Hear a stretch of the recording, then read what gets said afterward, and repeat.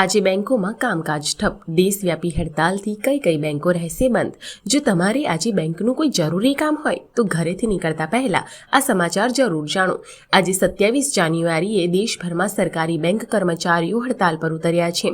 United forum of bank unions એટલે કે યુએફબીયુ દ્વારા દેશવ્યાપી હડતાલનું એલાન કરવામાં આવ્યું છે, જેના કારણે SBI, PNB, bank of India, bank of Baroda જેવી મોટી સરકારી બેંકોમાં કામકાજ પ્રભાવિત થઈ શકે છે.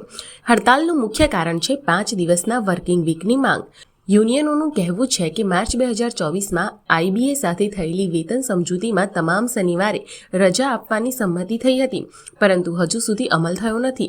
અનેક બેઠકો બાદ પણ ઉકેલ ન આવતા આજે હડતાલનો રસ્તો અપનાવ્યો. જોકે ખાનગી બેંકો જેમ કે એચડીએફસી, આઈસીઆઈસીઆઈ અને કોટક મહિન્દ્રા બેંક પર આ હડતાલની અસર નહીં પડે.